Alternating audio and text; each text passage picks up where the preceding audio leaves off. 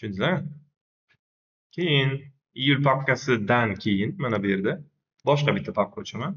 2 avgust. Avgust oyi uchun o'tiladigan darslar papkasi. Avgust oyi ichida yangi papka deyman. Birinchi dars. 13-dars esa nima bo'ladi, to'g'rimi? Keling, 13-dars deyman. 13-dars. CSS blok blok emas, box modeli. Buni qarang, mana bu. Avgust papkasini ichida bitta papka borligi uchun mana bunday yonma-yon ko'rsatyapti. Agar Avgust papkasini ichida yana boshqa papka bo'lsa, unda keyin tagma-tag ko'rsatadi. Mana bunday qiladi. E'tibor qiling, mana tagidagi chiziqqa e'tibor qiling. Qaranglar, Shahruz, qaramayapsizlar. Mana tagidagi chiziqqa e'tibor qilinglar. Mana bu hozir bu papka faol. Mana 13-dars degan papka. Biz buni ustiga bossam, endi 2-dars degan papka faol bo'ldi. Ko'rasizlar? Qaysi bir faolligi ham bu ahamiyatga ega. Mana bu faol bo'lsa, men mishkani o'ng tugmasini bosib, yangi papka, yangi fayl yaratsam, bu 13-darsning ichiga ketadi. Agar men buni ustiga bosib faol qilsam, keyin papka yaratsam, masalan 14-dars desamda, CSS yana nimadir dars. Qarang, endi bular qo'shni bo'ladi. 13-14-dars bir-biriga qo'shni. Mana bu yerda ham xuddi shunday ko'rinadi. Avgust ichidan 13-14 darslar turibdi. Tushuntira oldimmi? Tushunmadingizlar? Hech narsani tushunmadingizlar. Qani o'zlaringiz qilinglarchi endi.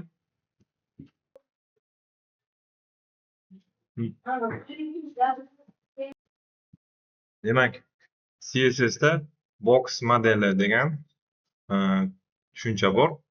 Shuni yaxshilab tushunib olishimiz kerak, chunki keyingi o'tadigan hamma darsimiz mana shunga bog'liq. Juda ham muhim darsda bu. Qo'sh tarifiga qarang. Brauzerlar HTML sahifadagi istalgan elementni to'rtburchak shaklda chizadi.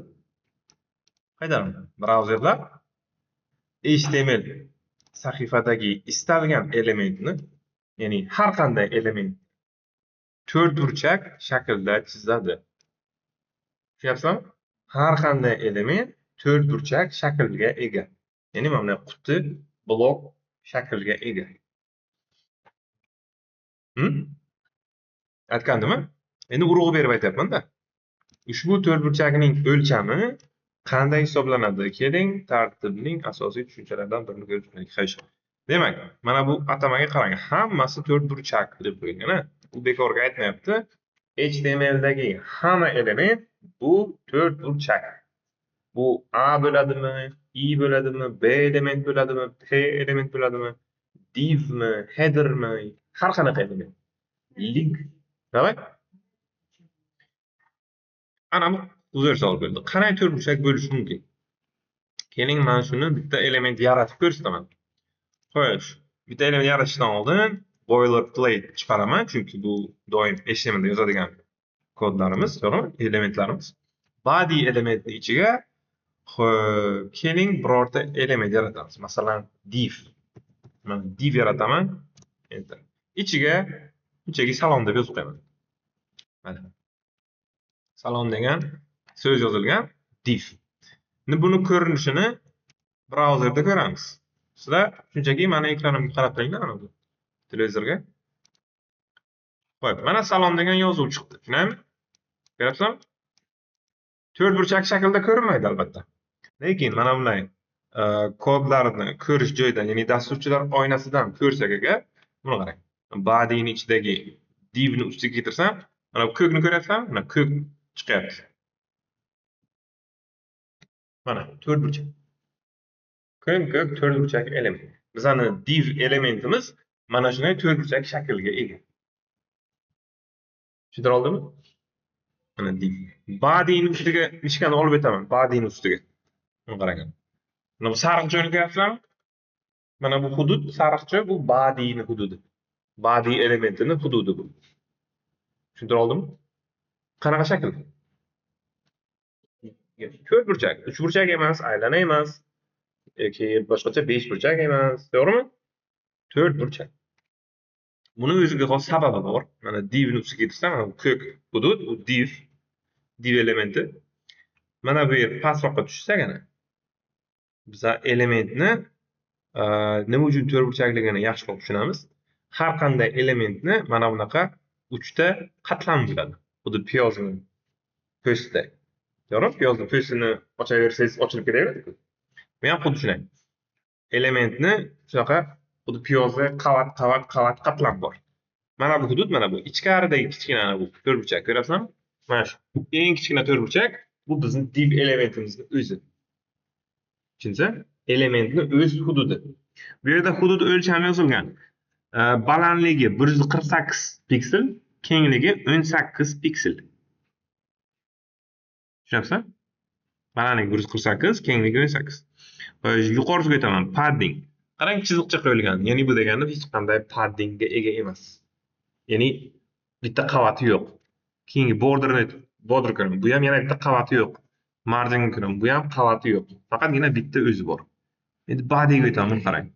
Bodyda mana ko'k hudud, shu bodyni hududi, padding yo'q, border yo'q, lekin marjini bor. Ko'ryapsizmi?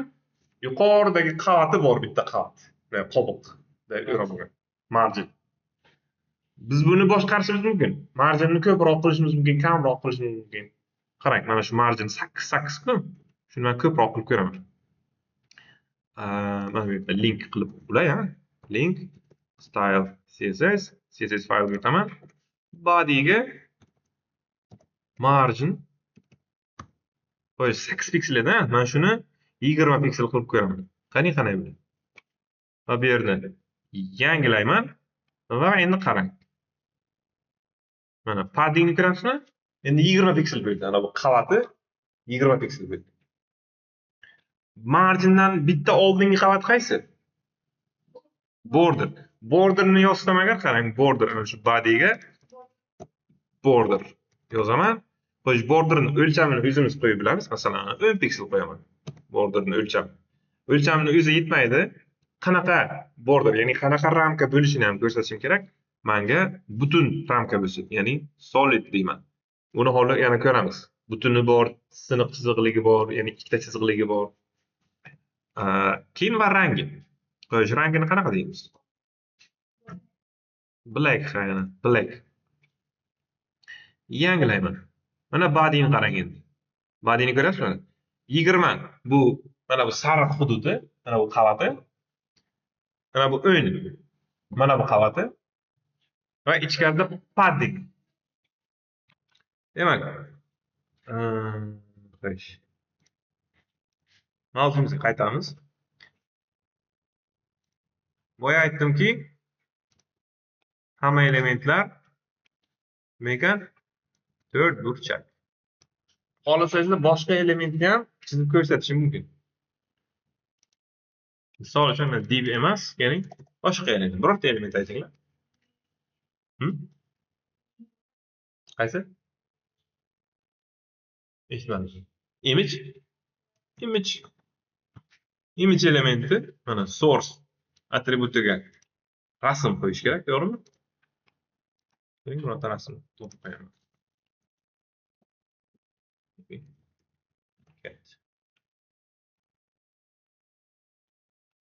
Mana shu rasm. Xo'sh, copy image address. Mana bu yoqqa shu rasmni qo'yamiz, manzilni. Va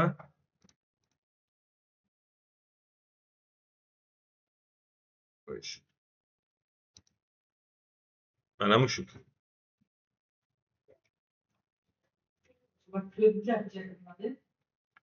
Yaxshi, tamom. Nima uchun mana bu to'rt burchak ramkaning ichiga kirmadi? Uzoqlashtirsam kiradi. Yaqinlashtirsam chiqib ketadi. Sababi bu mushukning rasmi o'lchami mana bu yerda yozib qo'yilgan. 1200 piksel, ko'ryapsizmi? 1200 piksel. Kengligi va balandligi 1200 ga 1200 piksel. Lekin men bodyni masshtabini yaqinlashtirgan paytimda 1200 emas, bu menga kamroq ko'rsatadi. Mana bu masshtab taxminan 400 mi, nechadir pikselda? 400 yo 500 piksel. Mana bu kengligi. Uzoqlashtirsam agar kengroq qilib ko'rsatadi. Endi 1200 dan ko'proq, 2000 qanchadir piksel berdi. Masshtabni uzoqlashtirsam. Tushundingizmi? Masshtabni o'z holicha, ya'ni 100% holatda qoldirsam, ekran kengligi taxminan 1530 necha piksel.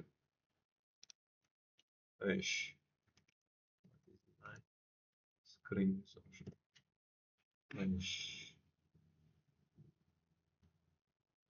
1536 piksel. Ya'ni hozir mana shu holatda turganda, mana masshtab yaqinlashtirilmagan, uzoqlashtirilmagan. Mana shu holatda ekranimning kengligi 1536 piksel. Rasmning kengligicha 1200 piksel. Demak, sig'adi.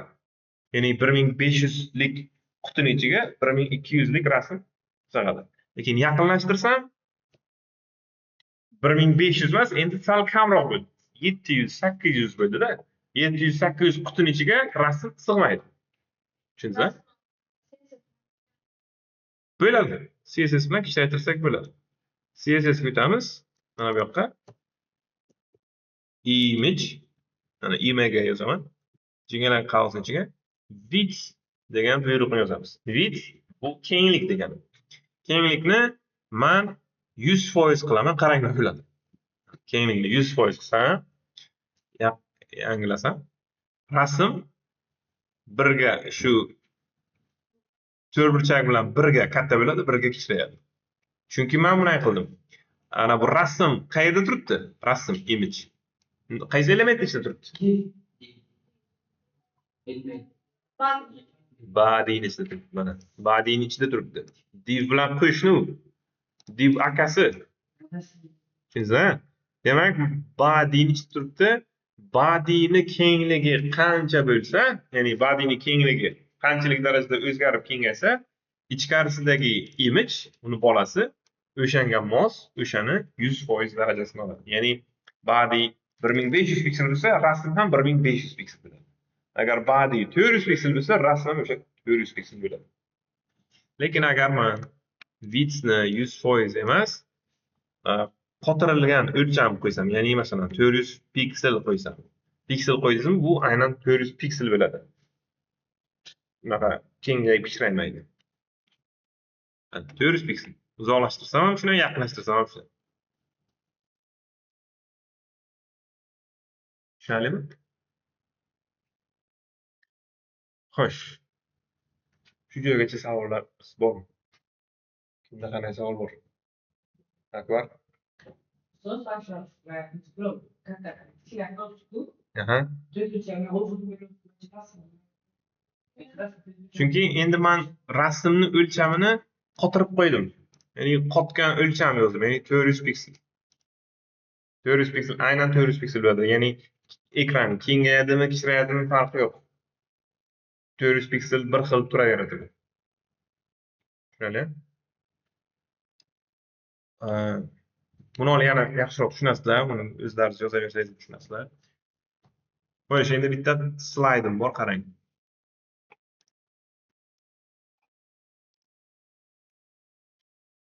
Xo'sh. Mayli. Elementlarimiz mana bunaqa 3 xil display holatida bo'ladi ko'pincha.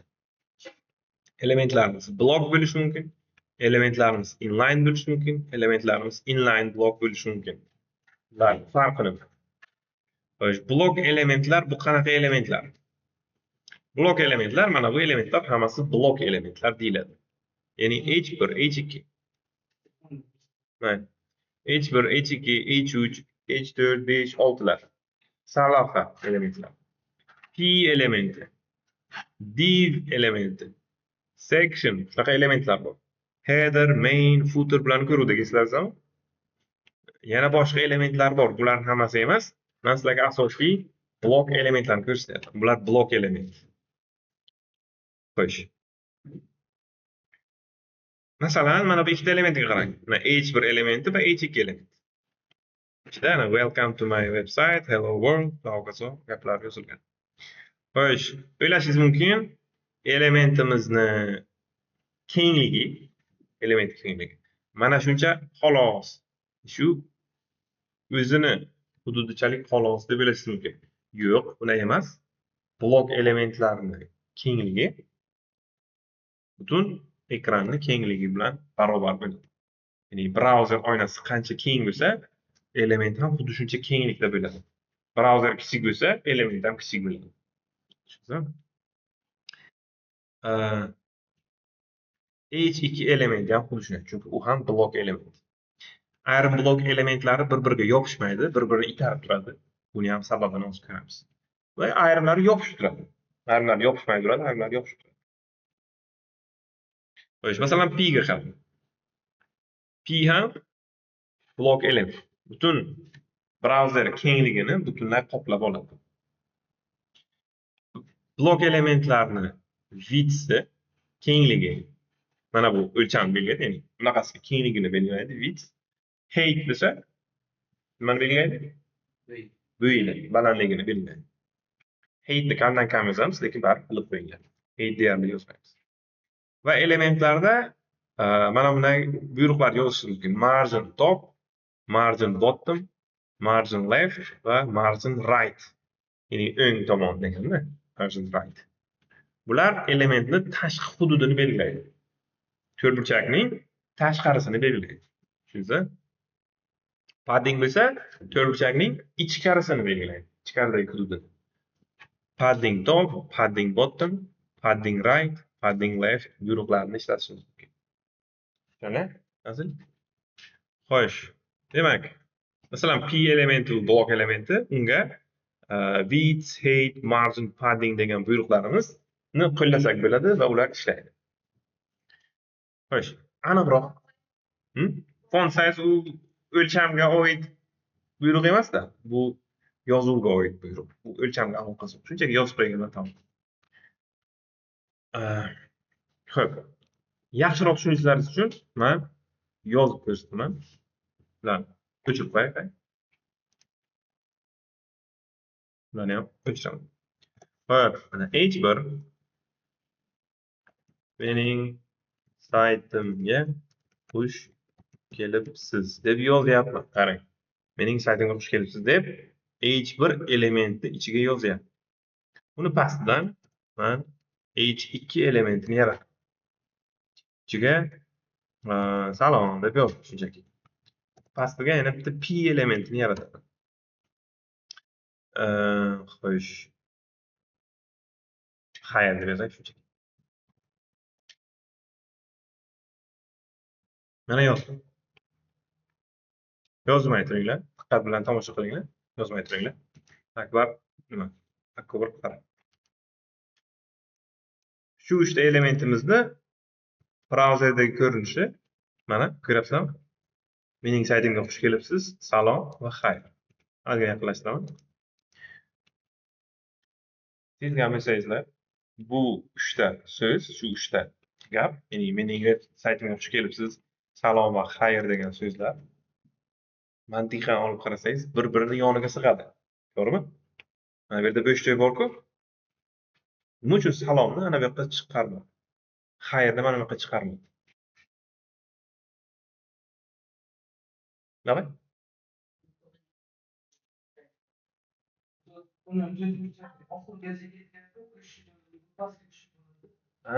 Молодец. Bular blok element. Blok element butun shu hududni egallaydi. Bitta blokni egallaydi. Ya'ni bitta qatorni, bitta qavatni egallaydi-da. 3 ta element-ku bular. H1 elementi, H2 elementi va P elementi. Bular uchalasi ham blok element bo'lgani uchun uchalasi 3 ta qavatda turadi. Tushundingizmi? Mana bu dasturchilar oynasini ochib ko'rsataman, qarang. Mana H1 elementni qavati. Mana bu H2 ni qavati va H3 ni qavati. Bular hammasi o'zini alohida qavatiga ega. Tushundingizmi? Men hozir ramka qo'yib beraman uchalasiga. Mana H1 ga ham. Xo'sh. Nima qilib? Border 5 piksel solid red H2 ga ham border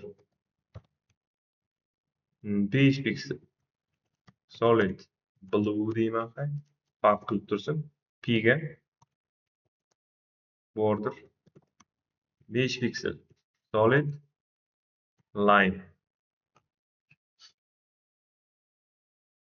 Mana buni qarang. Mana bu H1 ni kengligi ko'rasizlar mana shu. Mana qo'y. Mana. Hattoki kengayib to'rayishi ham shu brauzer kengligi qancha bo'lsa, ularning ham kengligi xuddi shuncha bo'ladi. Chunki bular blok element. Blok element degani shu bitta etajni, bitta qatorni egallaydi. Bitta qavatni egallaydi. H1 ni qavati, H2 ni qavati, H3 ni qavati, aniqroq P ni qavati. Tushundingizmi? P ni qavati bu H2 ni va H1 ni qavati. Bir-birisini qavatiga chiqmaydi.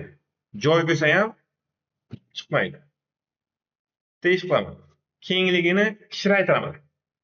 Qanday kichraytiraman? Keling, mana bu H2 ni kengligini width bilan kichraytiraman. Width 200 piksel deyman. Va kichraytiraman. Mana joy bo'shatdi endi ozgina. Joy bo'shatdi, lekin nima uchun xayr chiqmadi? Ha? Malades, ana zo'r gap bo'ldi. Mana bu kenglik kichraygan bo'lsa ham, lekin bu qavatidan joy bermaydi baribir. Ana shu polni ana shu joy. Tak. Mana shu joy to oxirigacha shu H2 ni qavati. Yoniga boshqa element chiqarishga qo'ymaydi. Boshqa element turmaydi. Ana bu xayrni P ni ham kengligini kichraytiraman. P ni kengligini width 50 piksel qilaman qayerda. Mana bu 100 piksel qilay. Ko'pam kichikroq ketmasin. Baribir ham chiqmaydi xayr. Yoniga joy sig'sa ham, mana shu xayr degan shu quti buni yoniga sig'sa ham chiqmaydi. Sababi uni o'zini etaji bor, o'zini qavati bor. Tushundingizmi? Blok elementlarni o'zini har bir o'z bitta qavatni egallab turadi, doim. Ha.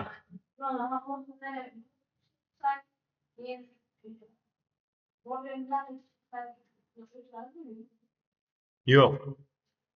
Shu uchun aytyapman-da, blok elementlari o'zini qavatiga ega, o'zini bitta blokiga ega. Ular boshqa blok elementni, boshqa hech qaysi elementni yoniga chiqarishga qo'ymaydi. Tushundingizmi? Bitta qavatni qilib ko'rsatdi. Shu uchun ham mana birinchi, ikkinchi darslarimizda, ya'ni HTML da o'tgan darslarimizda matnni yozganimizda, masalan, men dasturlashni o'rganyapman. Keyin pastdan mening ismim Ashurov Azizbek masalan. Ana shu ikkitaga tagma-tag turishini xohlayman. To'g'rimi? Masalan, xohlaylik. Aytaylik, shuni men tagma-tag turishini xohlayman. Hozir men saqlanib qilsam, tagma-tag turmaydi, yonma-yon chiqadi. Ya'ni mana bunday. Men dasturlashni o'rganyapman, mening ismim Ashurov Aziz. Malades. Ana shu ikkita gapni men alohida qatorda ko'rmoqchi bo'lsam, alohida elementlar P ga yozishim kerak. Malades. Demak, ana bu men dasturlashni o'rganyapman degan gapni qirqib olaman. Mana bitta P ni ichiga qo'yib qo'yaman. Mana bu mening ismim Ashurov Azizbekni ham qirqib olaman. Uni ham P ni ichiga qo'yib qo'yaman. Mana ikkita P ni ichiga turibdi. Ikkalasi ham blok element. Ya'ni P bu o'zi blok element. Ikkita alohida blokda turadi. Mana. P.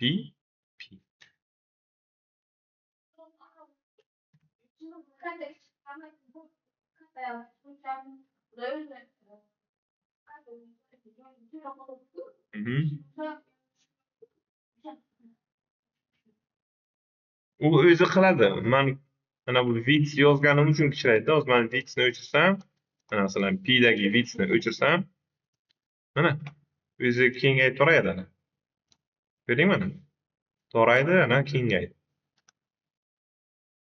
Avtomatik o'zi aslida kengayib torayadi. Men tegmasam. Lekin men tegsam, ya'ni o'lchamini o'zgartirsam, unda o'lcham boshqacha bo'ladi. Xullas, men aytmoqchi bo'lgan narsa, tushuntirmoqchi bo'lgan narsa, blok elementlari bitta qavatni egallaydi. Blok elementlari o'zi bitta qavatni egallaydi. Boshqa blok elementi, nafaqat blok element, boshqa hech qaysi element unda yoniga chiqa olmaydi. Hattoki yonida joy bo'lsa ham. Hattoki o'sha elementni ichida hech narsa bo'lmasa ham, qarang. Ha. Salomlar. Hello deb yozaman va goodbye deb yozaman. Bularni hozir men saqlanib qilsam yonma-yon chiqadi, to'g'rimi? Brauzerda. Hello, goodbye.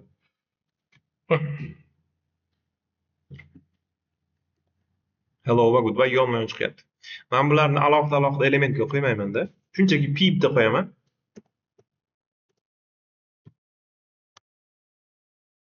P elementi o'zini qo'yapman. Ko'rasizmi, mana o'rtada p elementi ularni ajratib turibdi.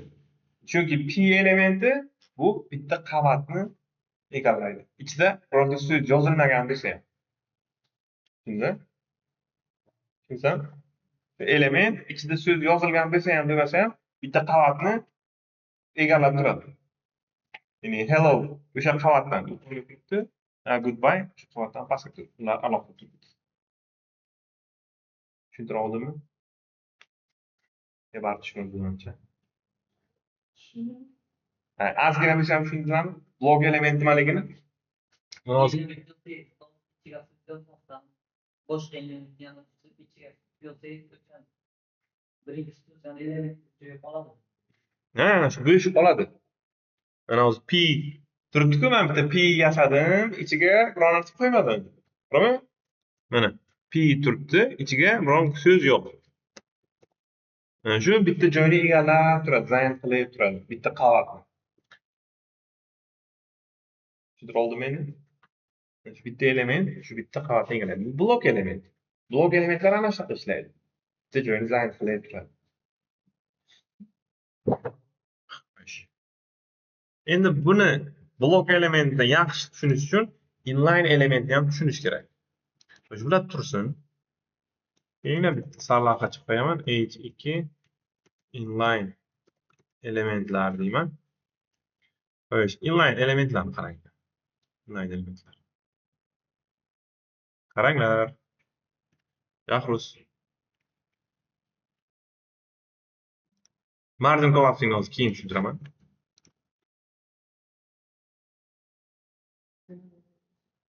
Qanaqada? Xo'p.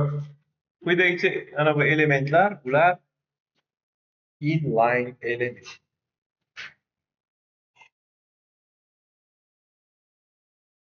A elementi bu inline element, B elementi, inline element, M degan element, strong degan element, U degan element, yana qaysi bor edi? E degan element bor edi. Bular inline element.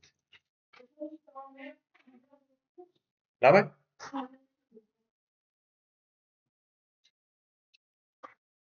Eshitmadim. Strong elementini nima qilganmanmi? Manimcha ko'rsatuvdimi? Strong elementni nima qiladi, kim biladi?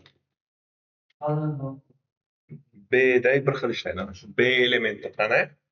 B elementi qani ishlaydi? Yashamiz?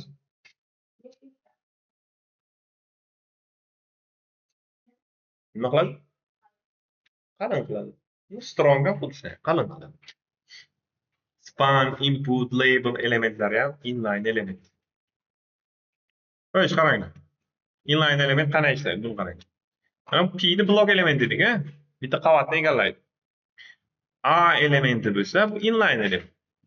Inline element bitta qavatni emas, o'ziga kerakli hududni egallaydi.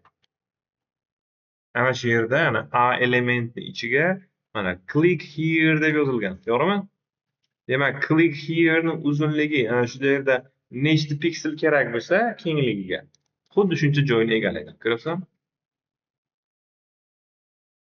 Click here. O'ziga kerakli joyini egallaydi xolos. Blok elementchi? Blok element butun boshli bitta qavatni egallaydi. Inline element o'zini hududi qancha, shu ichidagi so'zni hududi qancha, o'shancha joyni egallaydi xolos. Tamam. Blok elementlarga width, height, margin, paddinglar ishlardi, lekin inline elementga width, height, margin, paddinglar ishlamaydi. Width bilan height umuman ishlamaydi. Margin va padding qisman ishlaydi. Hozir ishlab ishlamaydigan joyini ko'rsataman. Xo'sh, qarang. Mana bizda h2 element bor, bu blok elementi. Undan so'ng men inline element yarataman. A elementi inline element, to'g'rimi? Yaxshi kelinglar. Span elementi bu inline element. Span element ichiga men o'shani Izatov akbar deb yozaman. Pastdan yana bitta span element yarataman-da. Izatov Murod yozaman. Diqqat qiling. Span elementi bu inline element. Inline element qanday inline element deding? Kim aytadi? Inline element bu qanday element?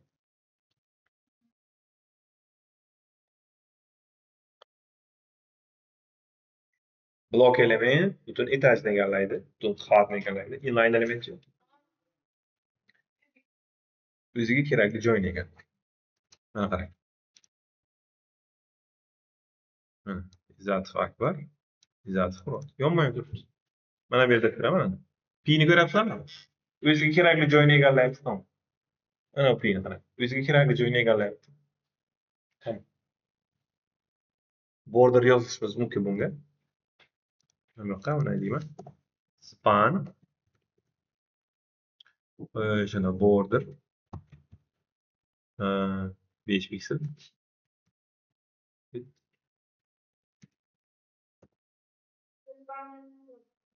Ha? Gold qilaman. Ikkita span ham mana o'ziga kerakli joy, qancha joy kerak, shuncha joyni egallaydi. Men hozir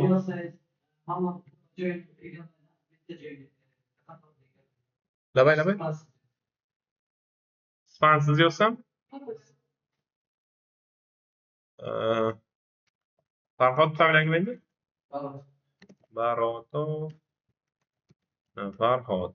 Spansiz yozyapman-a? Bu element Barotov Farhod degan content hech qaysi elementning ichida yo'q. Ya'ni hech qaysi elementning ichida turgani yo'q. Shuning uchun men shunchaki yonma-yon chiqaveradi-da. Shu elementlar bilan yonma-yon chiqadi.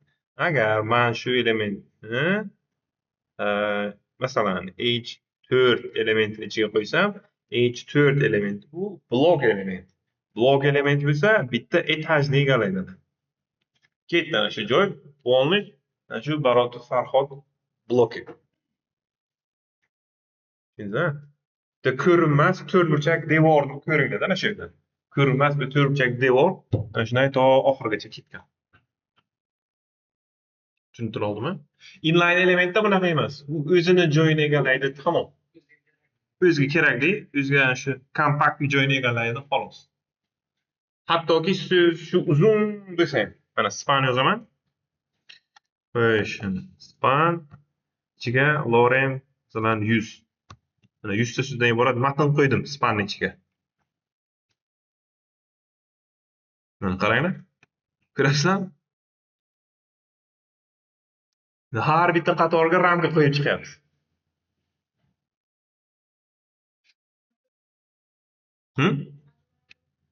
Chunki bu inline elementdan, ana bunday qilayqadi. Shunday kelyapti.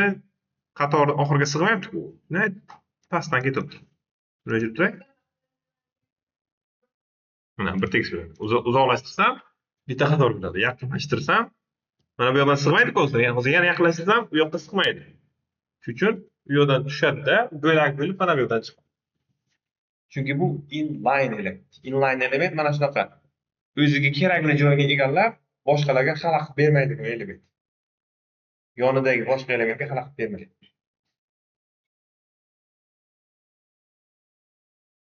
Xo'sh, ikkalasining ham ishlatadigan joyi bor. Ya'ni ba'zan xohlaysiz elementlar yonma-yon tursin, ba'zan xohlaysiz elementlar tagma-tag tursin. To'g'rimi? Misol uchun mana bu real birorta saytdan ko'rsatadigan bo'lsak, daryo.uzga qarangda.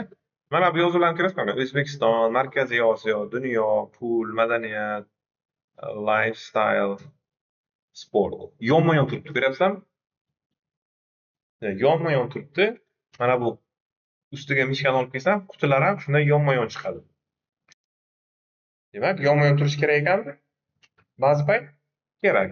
Tagma-tag ham turishi kerak. Mana bu rasmdan tagiga mana bu rasmlar. Mana bu rasmdan qarang, yonma-yon chiqadi. Yonidan mana bu rasm, yonidan mana bu rasm, yonidan.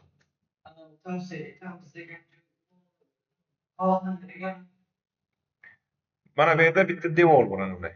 Tasavvur qilingda. Ana shu yerda bitta ko'rinmas devor bor. O'zi buni keyinroq yana tushunamiz. Mana bu bitta joy, u yog'i taksi aytamiz joy, bitta shunaqa ustun. Xuddi jadvalda o'sha. Olib bu yoqqa chavlar ancha bor. Просто tushunib olinglar, ana shunaqa. Masalan, mana buni ko'ryapsizmi? Ko'rinmas bitta to'rtburchak nima chizinglar-da, ramka. Bizlar ana shunaqa joyini ko'rsangiz. Pastroqqa tushsak agar. Mana bu joyda ko'rinmas bir to'rtburchak mana qutb chizasizlar ko'zlaringiz bilan, ko'zlaringiz bilan chamalab mana shunday to'rtburchak chizasizlar, ichini 3 ta ustunga ikkita qatorga qo'yasiz. Ikkita qator. Saytlar mana shunaqa. To'rtburchak, hamma yoq to'rtburchak. Hech qayerda uchburchak yoki aylana bo'lmaydi. Qayerga qaramasangiz hamma yoq to'rtburchak elementlar bilan to'lgan. Hozir men keyin yana ko'rsataman. Plus elementlar mana shunaqa to'rtburchak shakliga ega bo'ladi va ularni kengligi, balandligi boshqasiga bo'ladi. Elementlar yo bitta qatorni egallaydi, to'liq bitta qatorni, yoki o'ziga kerakli joyni egallaydi. Bitta qatorni, bitta etajni egallaydigan element bu qanaqa element? Blok element. Islardan chiqmasin, blok element. O'ziga kerakli joyni egallaydigan element inline element. Va oxirgi aytadigan gapim, keyin o'zingizga mashq beraman. Mana slayd davomi. Inline block element. Bu qanday element? Buni ham inline block elementlar bor, lekin biz bunaqa display buyrug'i yordamida elementni blokdan inline blokka o'zgartirsak bo'ladi, yoki inlinedan inline blokka o'zgartirsak bo'ladi. Shunda mana bu width, height, margin paddinglarimiz shunda ishlashni boshlaydi. Ya'ni elementimiz ham inline ham blok bo'ladi. Qanday bo'ladi bu ham inline ham blok? Misol uchun keling ana Darod Farhoddan keyin div yarataman. Xo'sh. Quti 1, quti 2, quti 3. Quti 4. Xo'sh, qanday qilyapman? Mana masalan menga mana shu 36-qatordagi shu qator to'liqligicha kerak, a? Mana shu qator to'liqligicha kerak. Boshidan to oxirigacha kerak. Alt bilan shiftni ushlab turaman. Bosib turaman. Strelka bilan pastga bossam, kapirat beradi. Kursor shoqib qo'yaman. Alt bilan shiftni bosib turibman. Qo'yaverganim yo'q. Strelka bilan pastga tortaman, kapirat beradi. Yana pastga tortsam, yana kapirat beradi. 2, 3, 4, 5.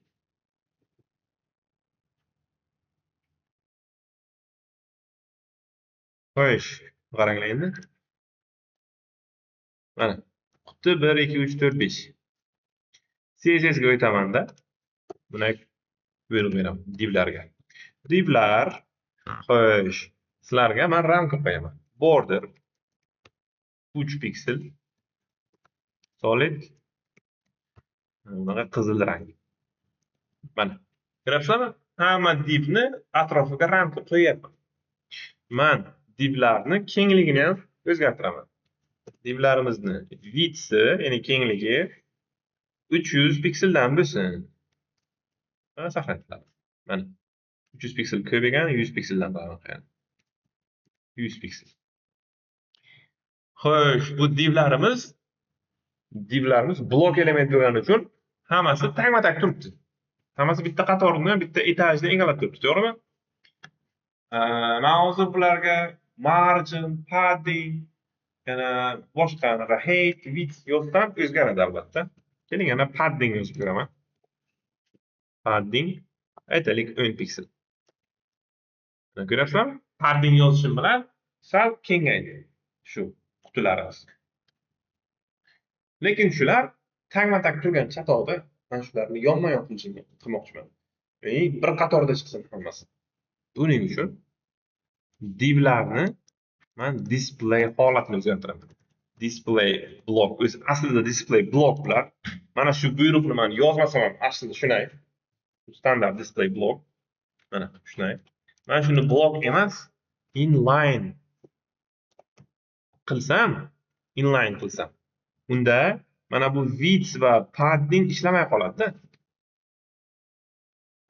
Width va padding ishlamay qoladi. Inline block qilsam ham widthlar ishlaydi, ham paddinglar ishlaydi, ham ular yonma-yon chiqadi.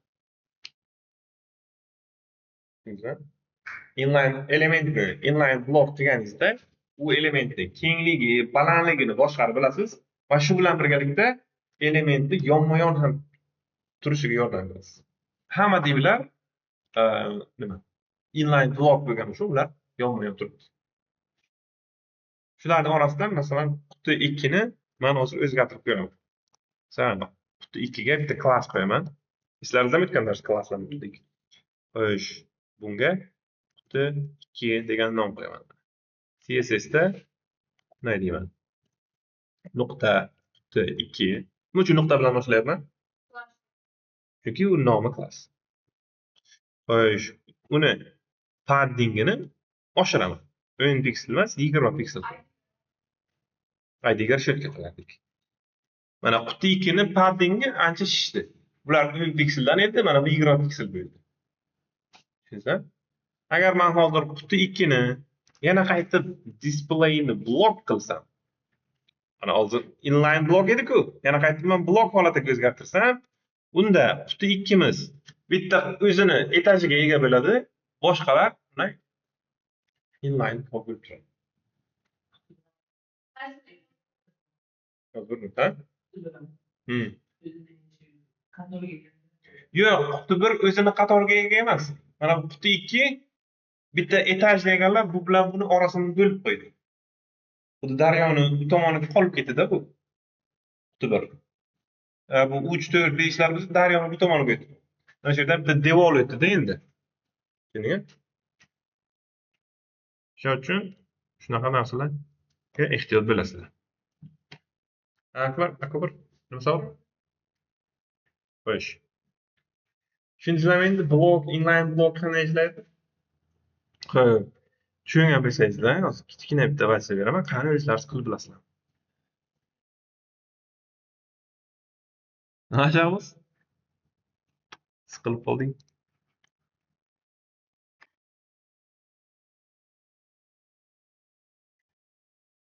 Ya, bitta qotib qol.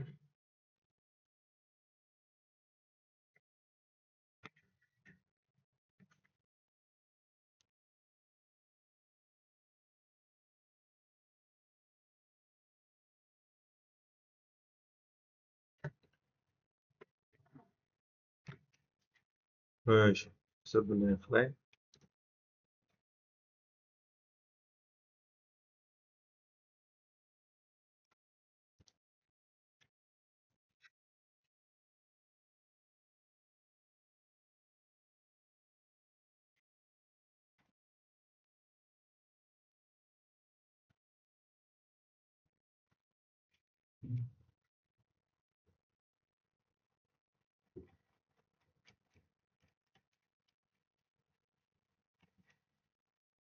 Akbar.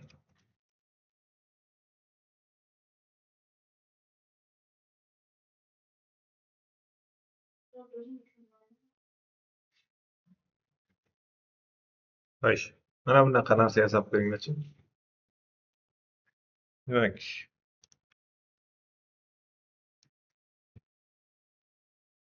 o'chirdim, mana hech narsa yo'q.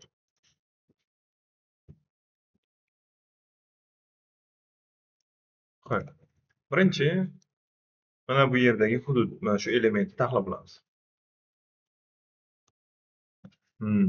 Ni h1 ni ichiga qo'ysak bo'ladi. Demak, mana bitta shu blok element bitta etajni egallaydi, to'g'rimi? Endi pastdagi etaj. Biladimi? O'z kilometr bo'lsa. Endi pastda men bitta div yarataman. Bu div elementi ham blok element. Bu bitta etajni egallaydi. To'g'rimi? Mana shu pastdagi qora etaj bu bitta div. Buni ichida men 3 ta span element yarataman. Bittasini ichiga home yozilgan. Xo'sh, ikkinchisini ichiga about. Uchinchisini ichiga mayli service mi? Services. Shahru span elementi bu xuddi divga o'xshagan element. Ichiga birorta so'z qo'yiladi. Matn ichidan birorta so'zni ajratib olish uchun ishlatiladi. Span element. Xo'p, shu ko'rinish hozir qanday chiqadi? Bizda shu ko'rinishimiz mana bunday chiqadi. Ismi home about the service bunday alohida chiqadi. Mana bunday ko'rinish yasash uchun men bunday qilaman. H1 elementni orqa fonini rangini o'zgartiraman. Style CSSda H1 elementini background colorini gray deyman. Bundaman, orqa foni gray, ya'ni kul rang bo'ladi. Lekin silver, gray, menimcha bir xil. Ozgina ochiqroq ekan. Endi mana bu divga nima qo'yaman? Nima background. Divni background colorini black deyman, ya'ni qora. Lekin hozir black qilsam, ichidagi yozuv ko'rinmay qoladi. To'g'rimi? Men yozuvni oq rangga o'zgartirishim kerak. Shuning uchun color white deyman. Shunda qanday bo'ladi? On about service. Lekin mana bular yopishayotgani yo'q, to'g'rimi? Yopishayotgani yo'q. Shuning uchun mana bu background color silver ni H1 ni o'ziga emas, keling H1 ni men bitta birorta boshqa element ichiga qo'yay. Ana tak header degan element ichiga qo'yay. Bunday qilaman. Headerga shu rangni qo'yaman. Ya'ni H1 emas, headerga qo'yaman. Tak, var bo'lmadi-ku. Xo'sh, buni sababini mana bunday ochib ko'rsak bo'ladi. Nima uchun bu hudud? Mana H1 ni ustiga keltirsam, mana qarang-da, mana bu sariq joyni ko'ryapsizmi? Bu sariq joy pastroqqa tushsak, marginni bildiradi. Mana shu margin 22 pikselmi? 21,440 piksel bo'lgani uchun yopishmayapti. Biz shu marginni 0 qilamiz. Ya'ni H1 dagi marginni 0 qilamiz. H1 margin 0. Shunda yopishadi. Ko'rdingizmi? H1 ni margini yo'qoldi, demak bu yopishadi. Yopishdi ham, lekin bizlarning nimamizda ozgina joylari ochiq. Demak, taxminan 20 piksel padding qo'yishimiz mumkin. H1 ga. Padding 20 piksel. Shunda mana 20 piksel tepadan, yonlardan, pastdan sal ochilib turadi. Va xo'sh, mana bu endi yon tomoniga oq chiziqni qanday qo'yishimiz mumkin? Bilasan, mana bunday qilsak bo'ladi. Spanlarni ham atrofiga padding qo'yib qo'ysak bo'ladi menimcha. Yoki yoki boshqa yerga ham bordir. Boshqa yerga aytamiz. Span paddingni keling 10 piksel deyman. Paddingga ikki yondan ta'sir qildi-yu, lekin tepa va pastdan ta'sir qilmadi. Mana bu spanlarga qarang. Mana bu yashil joyni ko'ryapsizmi? Yashil hududni. Bu shu spanning paddingini bildiradi. Lekin mana bu pastidan tepasidan padding ishlamayapti. Sababi span elementlari inline element. Ularga padding mana shunaqa qisman ishlaydi, qisman ishlamaydi. Biz span elementlarini inline block o'zgartiramiz. Display inline block. Shunda mana span elementlarimiz ko'ryapsizmi? Inline block elementga aylandi. So'nlashtiraman. Yonidagi chiziqni qanday qo'ysak bo'ladi? Yonidagi chiziqni yoki border 2 piksel yo 1 piksel qo'yish solid white. Buni ham qo'yamiz.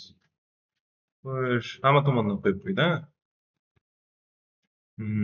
Tepa, past, hamma yonidan qo'ydi. Buni qilsak bo'ladi.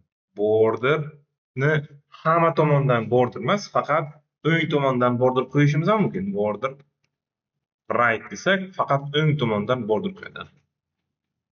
O'ng tomondan border qo'yapti. Tepa, past, chap tomondan border qo'ymaydi. Shunda mana o'sha rasmdagi bir xil bo'ldimi? Deyarli bir xil.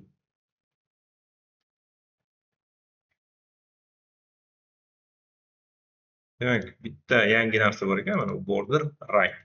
Borderni xuddi ana hozir slaydda ko'rsatdim-ku. Qayerda? Mana margin top, margin bottom, margin left, margin right yoki paddingdan padding top, padding bottom, padding right, padding left qilib ishlatsak ham bo'ladi. Faqat bir tomondan qo'ysak ham bo'ladi. Borderni ham shunday. Border right, border left, border top, border bottom deb alohida bersak ham bo'ladi. Tushundingizmi? Ho'p. Bu o'zi sodda narsa. Mana buni qanday qilamiz? Qani, fikrlaringizni bildiringlar-chi.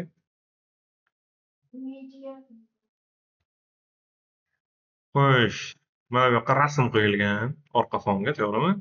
Buni hali aytmaymiz. Mayli, bitta yangi narsa. Xo'sh. Mana bu rasmni qanday qo'ysak bo'ladi? Mana bu kofening rasmi, mana bu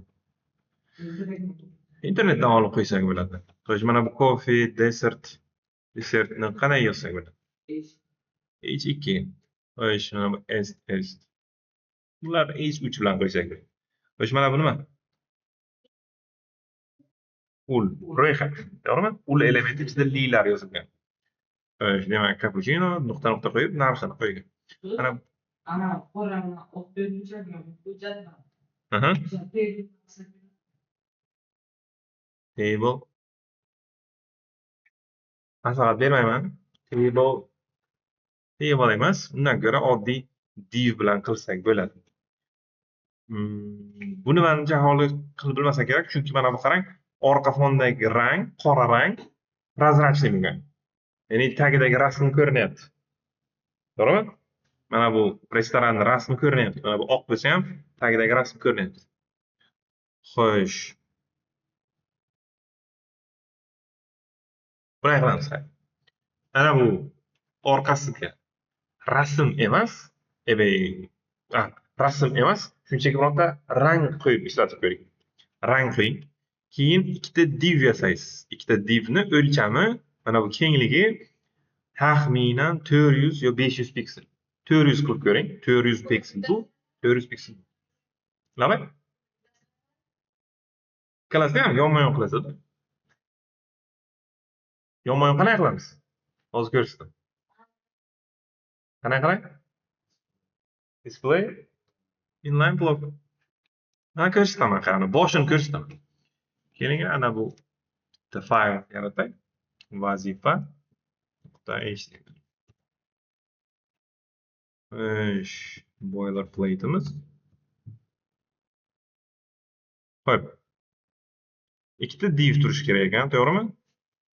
Div va yana bitta div.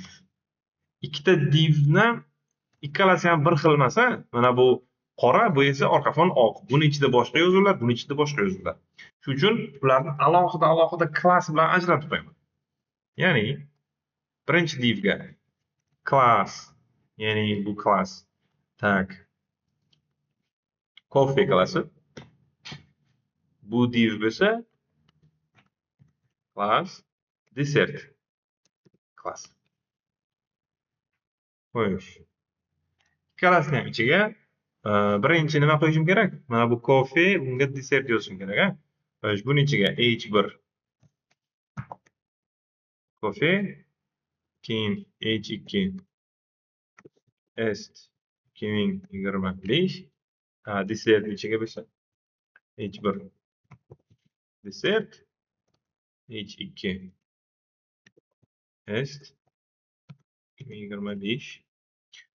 Keyin davomidan ro'yxat tuzish kerak, hokazo u yoqlarni menimcha qilib bilsangiz kerak. Yozuvni boshqacha qilib berishim kerakmi? Yozuvni boshqacha qilmanglar, buni men alohida dars qilib tushuntiraman. Ha?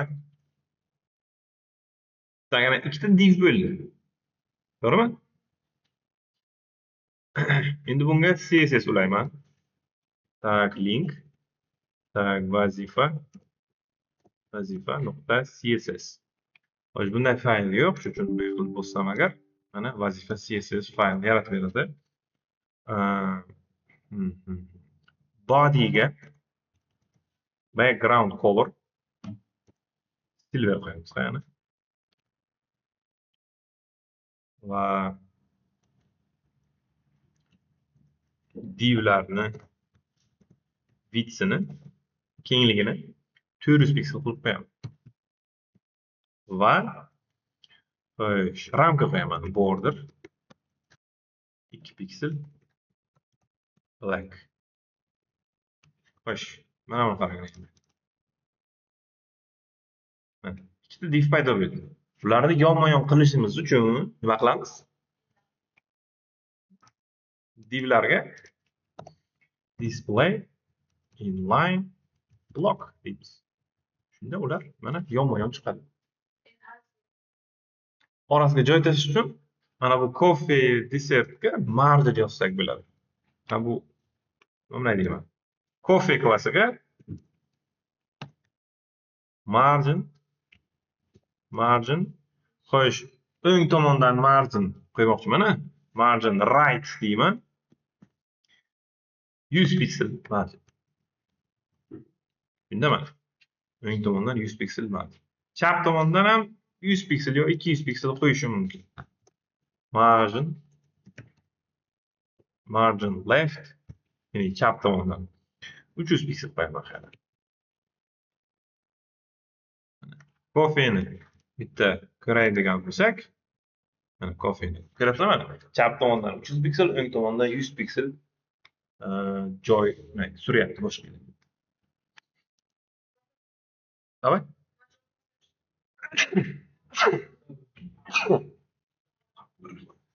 Nima uchun pastga tushdi? Chunki bu inline element o'zgardi. Inline block qildik-ku. Yonida sig'masa pastga tushadi. Inline block elementlar shunday-da. Yonma-yon turadi, sig'masa pastga tushadi. Blok elementchi bitta etajni egallaydi. Tushundingmi? Keyin ichini to'ldirib ketaverasiz. Mana bu hozir dessert nimalar yopishgan. Bu yopishmasligi uchun divlarga padding ishlatasizlar. Paddingni ham faqat tepadan yoki faqat o'ngdan, faqat chapdan ishlatishingiz mumkin. Agar padding o'zini yozsangizlar, 4 tomondan ham ta'sir qiladi. Padding mana 20 piksel. Bu yoqdan ham, bu yoqdan ham 20 piksel joy ajraladi. Xo'p, davomini endi yozib o'tmayman, o'zlaringiz yozib beringlar. Mana bu rasm yonidan chiqsin. Qani shuni qanday qilib bilasizlar? Hozir men rasm qo'ysam, rasmni aylanib ko'rishga. Bitta aylanib rasm topinglar.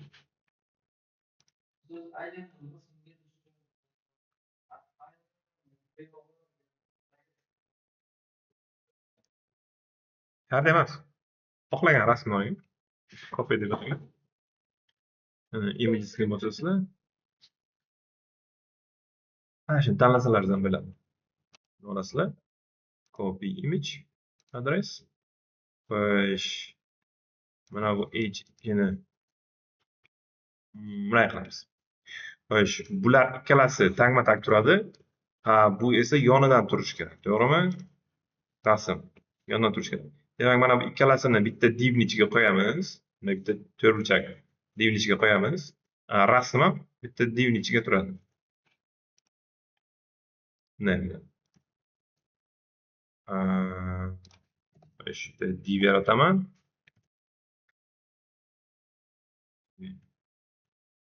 Bunday qilaman. Keyin image ko'rsatuvni bilmabdi mana. Alt bilan bosib turib mana bunday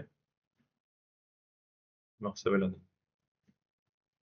Alt bilan bosib turib strelkani pastga tepaga tortsam, qatorni o'zi bilan olib tushadi. Xo'sh, buni qarang, nima bo'ladi?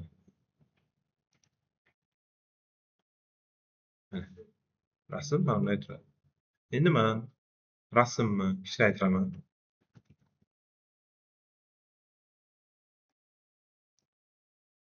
Image width 100 piksel deyman.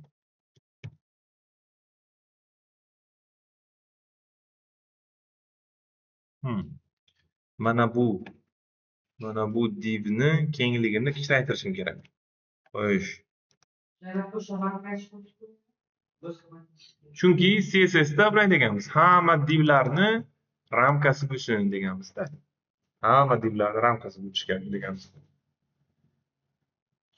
Qay buni bu yoqdan olib tashlaymiz. Bunday qilamiz.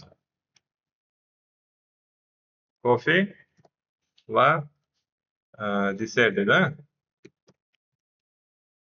alohida aytamiz. Width 400 piksel. Coffeega ham width 400 piksel. Coffeega ham display inline block. Desertga ham display inline block. Coffeega ham border 2 piksel black. Desertga ham border 2 piksel heavy solid black. Paddinglar ham qolib ketdi. Padding 20 piksel. Bunda ham padding 20 piksel.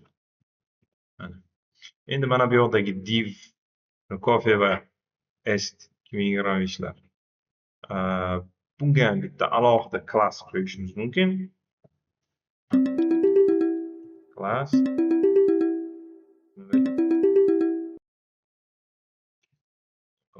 xo'sh. Tak, buni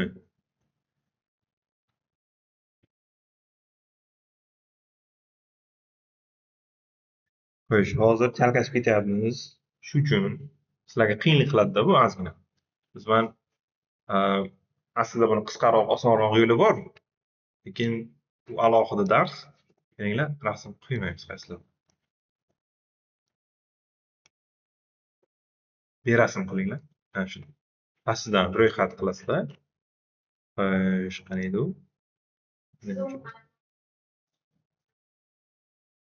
Chiziq nima? Bunaqa chiziq nima? Mana chiziq. Xo'sh. Ko'p usul bilan qilsak bo'ladi. Bitta yaxshi usuli. Bu h1, h2 dan keyin div qo'ysak bo'ladi. Div qo'yib. Bu divni klassini chiziq deb qo'yamiz. Bu yoqda bo'lsa ne deymiz? Chiziq. Chiziqqa balandlik qo'yamiz. 8. Masalan, 1 piksel balandlik. Background color masalan red deyman.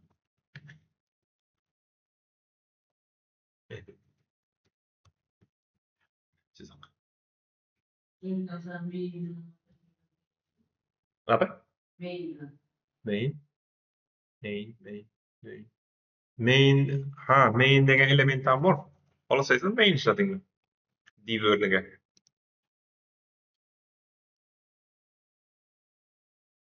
Farqi yo'q. Xohlasangiz main, xohlasangiz div, ikkalasi ham vazifasi bir xil.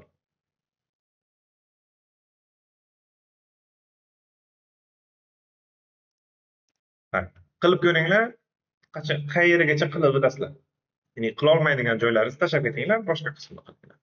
Ya'ni mana shu rasmni aylana qila olmaysizlarmi? Demak, rasmni qo'shmanglar. Buni olaman ko'rsataman. Mana bu chiziq, keyin mana bu ro'yxat, keyin pastdan mana bu yerda link manimchada bu. Visit our website turibdi-ku. Link bo'lishi kerak-da bu. Bizning veb-saytimizga tashrif buyuring deyapti-da. Demak, bosiladigan link. Mana link. Havola. Ha? Qilib bilasan? Endi qo'lingdan kelgancha qayergacha qilib bilasan.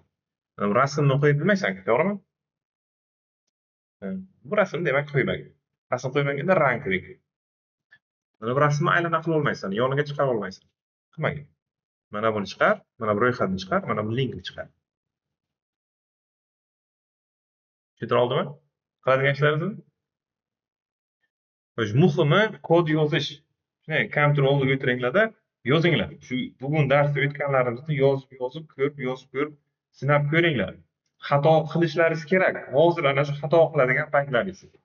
O'xshamadi, demayapti deb darrov qo'l tashlab ketmanglar-da, bunday qo'l tashlab ketmanglar. Bunaqada o'rganish bo'lmaydi. O'rganish xato bilan bo'ladi. Xato qilayotgan paytda aynan o'rganayotgan bo'lasizlar. Agar umuman xato qilmasangizlar, demak sizlar yo'q, o'ta dohiysizlar endi yoki umuman hech narsa qilmayapsizlar uyda. Xato qilmaydigan odam shunaqa bo'ladi, yo hech narsa qilmaydi, yoki o'ta dohiy.